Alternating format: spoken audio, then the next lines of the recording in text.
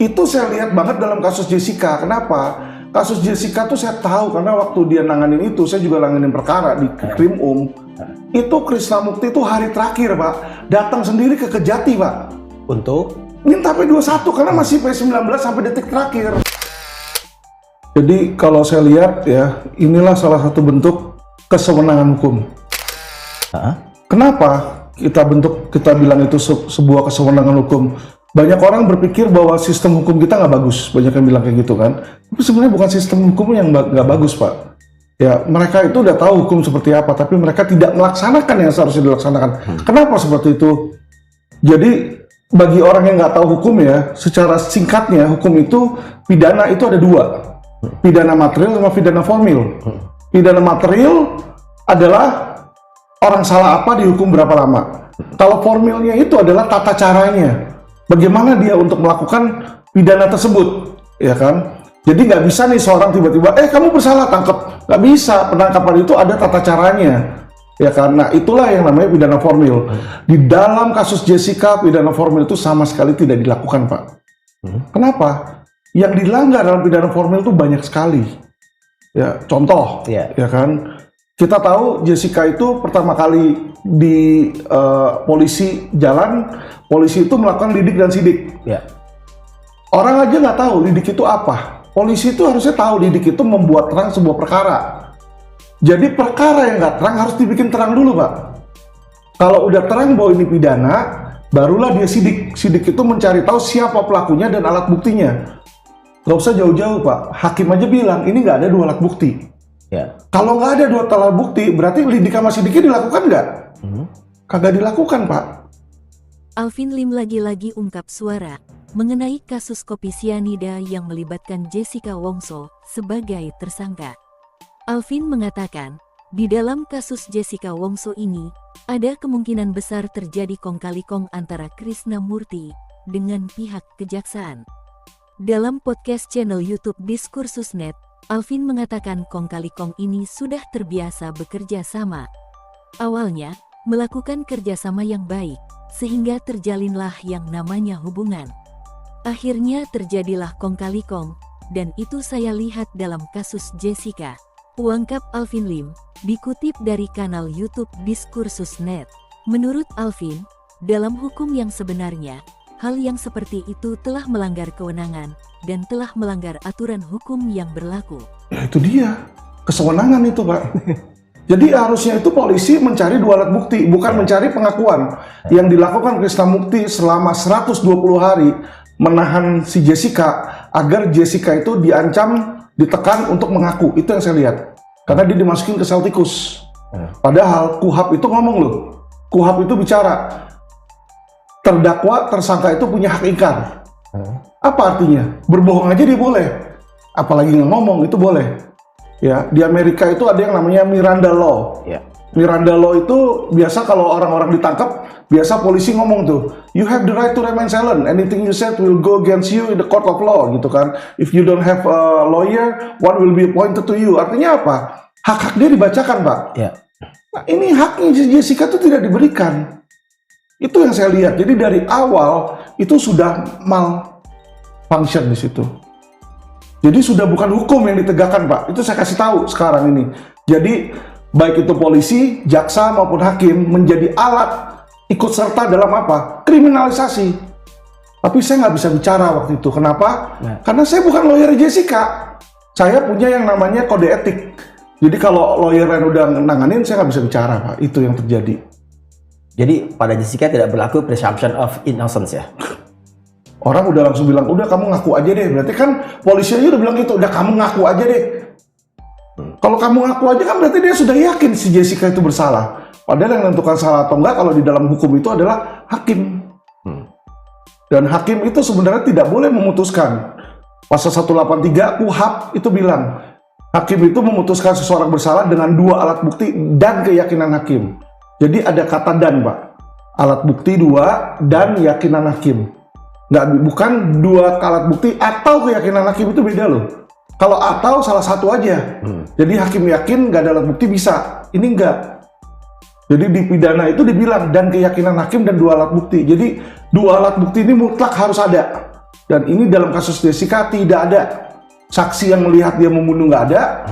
Keterangan saksi juga kagak ada. Yang ada tuh asumsi. Asumsi itu nggak bisa dipakai untuk memvonis seseorang. Lanjut lagi, Alvin Lim mengungkapkan, dugaan perlakukan yang dilakukan oleh Krisnamurti saat memasukkan Jessica ke dalam sel tikus. Alvin menuturkan, Jessica dimasukkan ke sel tikus oleh Krisnamurti hanya untuk menekan dan mengambil sebuah pengakuan. Padahal, untuk mengambil sebuah pengakuan dan dimasukkan ke sel tikus adalah tindakan yang tidak humanis. Alvin Lim menganggap Krisnamurti melakukan hal itu karena pihak kepolisian belum bisa menemukan bukti yang kuat dalam kasus ini. Pak, alat bukti yang sah itu sudah dinyatakan di dalam hukum kita, pasal 184. Alat bukti itu keterangan saksi, keterangan ahli, keterangan terdakwa, bukti petunjuk, dan bukti surat. Jadi kalau circumstantial evidence itu bukan satu dari 5 ini. Bukan keterangan saksi, bukan keterangan ahli, bukan keterangan terdakwa, bukan bukti surat, bukan petunjuk, ya bukan keterangan, bukan alat bukti, Pak. Jadi kalau tidak ada 2 dari sini, tidak bisa, Pak. Jadi nggak bisa dia bikin-bikin sendiri. Asumsi sendiri itu nggak bisa. Itu kesewenangan hukum. Yang terjadi ini kesewenangan hukum. Jadi seharusnya yang kayak begitu tuh dikenakan pasal 421 KUHP. Penyalahgunaan wewenang, Pak. Dari polisinya, jaksanya, hakimnya sebenarnya layak masuk penjara. Dikenakan pasal 421, hukuman penjara 2 tahun. Tapi ada nggak yang berani dan mempidanakan? Saya rasa kalau saya jaksa agungnya mungkin. Kalau nggak, kagak akan jalan, Pak. Kagak ada yang berani tuh. Percuma jadinya. Jarang, Pak, yang mengenakan pasal penyalahgunaan wewenang. Bapak lihat nggak di antara 3 pilar itu, yang Bapak sebut tadi, ada semacam orkestrasi untuk membuat Jessica harus dinyatakan bersalah gitu. Oh, lihat banget, Pak. Ada apa dibaliknya menurut Pak Alvin? Kira-kira. Jadi gini, Pak. Mereka ini sudah terbiasa kerjasama bareng. Awalnya kerjasama ini kerjasama yang baik. Maksudnya kerjasama yang baik adalah antara kepolisian, kejaksaan, polisi kalau udah selesai sidik, berkas lengkap pasti ke jaksa. Karena dia udah sering terjalinnya yang namanya hubungan, Pak. Hubungan makin dekat, kadang-kadang ada yang perlu dipaksain. Jadi maksudnya ini kasus sebenarnya nggak bisa P21. Tolong deh, ayo, gitu kan. Minta tolong. Jadi polisi ini minta tolong dulu sama jaksa. Ditolonglah sesuatu yang harusnya tidak. Nih. Nanti sama, jaksa suatu saat mau minta tolong sama polisi, bisa. Polisi ini tolong dong, yang itu lu naikin biar gue bisa tuntut. Yang seharusnya nggak juga. Jadi terjadilah yang namanya kalau kita orang Chinese itu ngomongnya kong kali kong, Pak. Itu saya lihat banget dalam kasus Jessica. Kenapa? Kasus Jessica tuh saya tahu karena waktu dia nanganin itu, saya juga nanganin perkara di Krim Itu Krisnamurti itu hari terakhir, Pak, datang sendiri ke Kejati, Pak.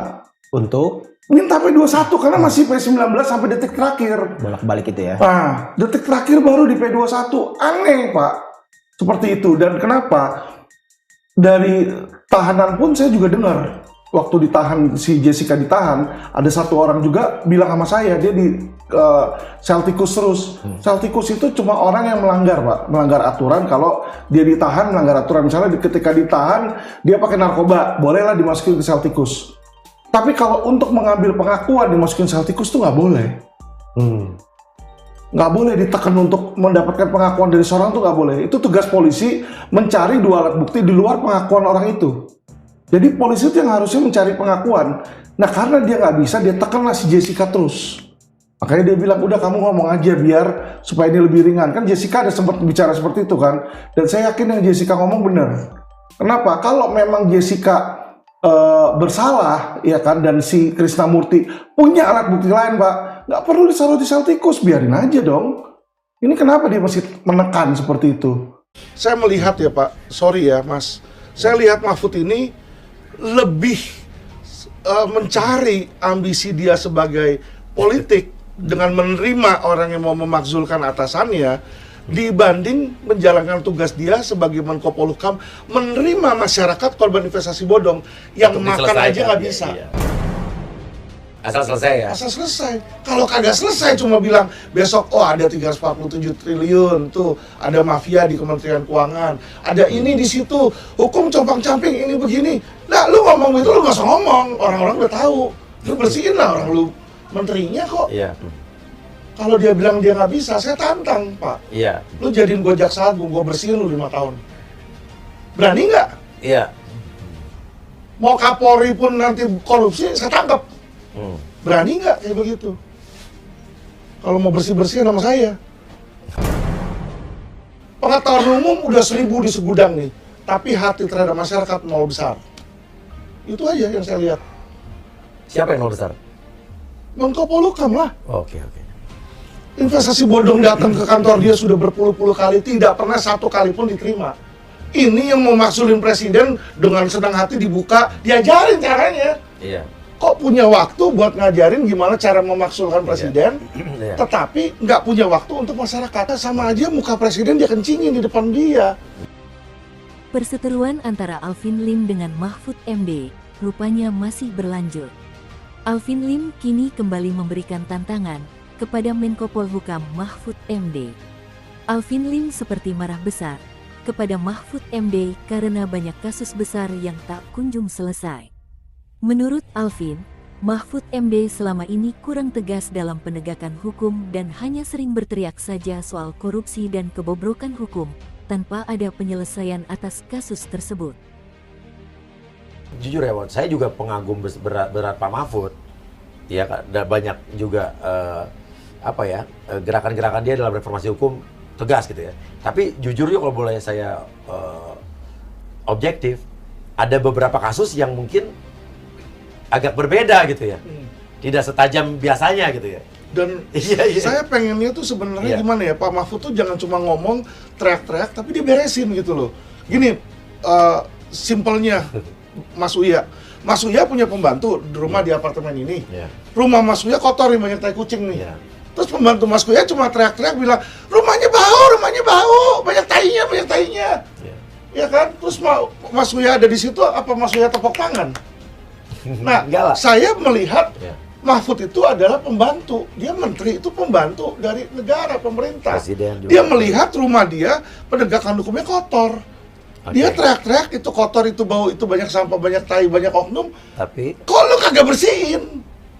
Pelnya itu lu punya wewenang, kejaksaan, polisi, kan di bawah dia semua itu. Pel, sapu, mop, KPK. malah gampang ngegerakin ya. Lalu mau ngapain? Kata dia, nanti kalau saya jadi wapres, gak usah wapres, Pak. Presiden aja kita ngomong, jawaban presiden apa? Itu urusan Kapolri. Dia tunjuk ke bawah. Dia sekarang yang di bawah tunjuk ke atas. Lah kan nggak mungkin presiden bersihin sampah semua. Tai kucing hukum-hukum diberesin, begitu iya, ya, iya. pasti anak buahnya dong. Jadi kalau dia bilang nanti tunggu saya jadi cawapres, saya melihat itu bullshit. Saya melihat ya Pak, sorry ya Mas, saya lihat Mahfud ini lebih mencari ambisi dia sebagai politik dengan menerima orang yang mau memakzulkan atasannya dibanding menjalankan tugas dia sebagai Menko Polhukam menerima masyarakat korban investasi bodong yang Untuk makan diselesaikan, aja nggak iya, bisa. iya. Makan aja nggak bisa. Saya ada orang tuh sampai saya kasihan banget sakit. Tanya istri saya transferin uang. Iya. Biasa klien bayar ke lawyer, ini lawyer kasih duit. Orangnya kagak ada duit, kasihan. Oke. Tantangan berarti buat Pak Mahfud MD, ya kan? Ini masih berapa hari lagi sebelum pemilu ya kan? Betul. Selesaikan kasus Indosuria. Coba ngomong transparan soal bobroknya sistem di penjara yang menurut Iya. Pak Alvin Lim. Atau mungkin tantangan juga buat capres-capres 02 dan 01. Siapa orang-orang kalian yang bisa menyelesaikan ini lebih dulu coba. Nah, Betul. Tantangan ya kan. Dan saya yakin Mas, masyarakat jutaan ini, mereka Iya, udah bilang, iya. siapa yang berani membenahi hukum, dipilih. Iya. Karena mereka frustasi. Ayo tim Pak Anies, Iya. Pak Prabowo, Pak Ganjar. Makanya saya bilang, saya sama Kapolri, saya WA Kapolri. Pak Kapolri, mohon maaf ya, saya ini mengkritik Anda, saya memviralkan, itu bukan berarti saya mau mencemarkan Anda. Ya enggak lah, gue juga. Tapi saya ini adalah the voice of frustration, Mas. Karena kita sudah frustration, nggak bisa kemana-mana, kita teriak minta tolong. Apa Ya kata kan? Kapolri balas ya? Saya bilang, kamu kalau nggak memperhatikan begini, Anda ini jenderal banci. Bilang gitu sama Saya Kapolri. bilang, saya WA langsung. Dibalas ya? Sama dia. Apa katanya? Dia bilang, intinya kalau ada masalah kayak begini, nanti ke Kabareskrim aja, katanya. Nanti Kabareskrim akan menerima Bapak. Dia bilang. Tapi kan lucu kalau kayak begini, dia bilang oknumnya banyak.